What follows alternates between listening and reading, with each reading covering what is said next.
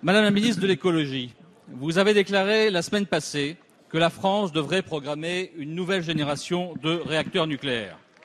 Au moment où la filière nucléaire française accumule échecs industriels et faillites financières, je ne vous cache pas que cette déclaration nous a laissés pour le moins dubitatifs. Certes, vous avez cassé un tabou en actant que tous les vieux réacteurs ne seront pas prolongés.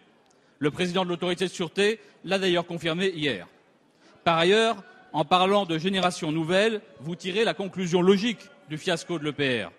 Au vu de la multiplication par 3 des budgets et des retards gigantesques accumulés, cet enterrement est une décision de bon sens.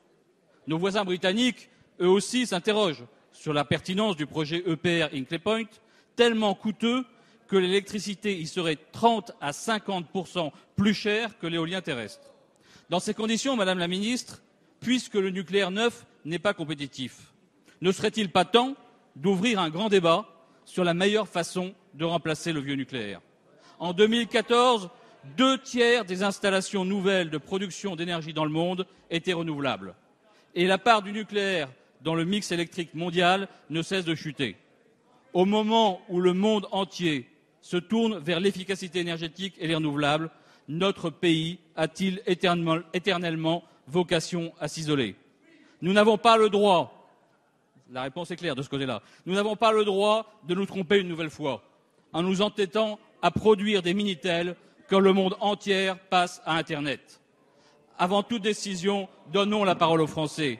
Pour remplacer le vieux nucléaire, veulent-ils une technologie coûteuse, dangereuse et qui constitue une impasse industrielle, ou préfèrent-ils les filières d'avenir où se situe la compétitivité et les emplois d'aujourd'hui et de demain? Ce choix est crucial pour notre pays et pour notre industrie. Merci, Monsieur Bopin. La parole est à Madame Ségolène Royal, ministre de l'écologie, du développement durable et de l'énergie. Merci, Monsieur le Président. Monsieur le député, le débat que vous demandez, nous l'avons eu, puisque nous avons débattu de la loi de transition énergétique et qui a permis de poser très clairement l'idée selon laquelle nous ne devons pas, en France, opposer les énergies les unes aux autres.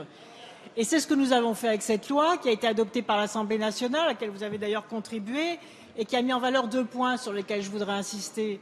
D'abord, nous devons rééquilibrer notre modèle énergétique. C'est ce que nous faisons, puisque la loi prévoit de réduire la part du nucléaire dans la consommation finale d'électricité pour passer de 50% à 75%. C'est déjà un effort considérable de montée en puissance des énergies renouvelables que nous devons réaliser.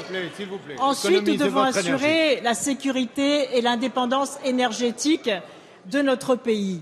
Alors, c'est vrai que certains pays amis et voisins ont renoncé au nucléaire, comme l'Allemagne et l'Italie, mais force est de constater que pour l'un, ils ont rouvert des mines de charbon. Je ne pense pas que ce soit le modèle énergétique que vous souhaitez. Et par ailleurs, ils achètent en France de l'électricité d'origine nucléaire, puisque la France vend 15% de sa production d'électricité. Mais si la réalité est là.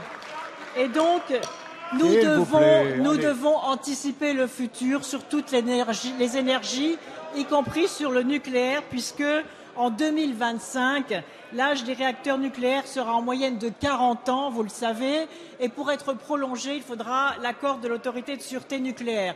Et c'est pourquoi nos entreprises, EDF, Areva et le CEA, investissent dans l'innovation et dans les nouvelles technologies des nouveaux réacteurs qui tiendront compte du retour d'expérience de la 3e génération et de la 4e génération, comme c'est le cas pour le démonstrateur.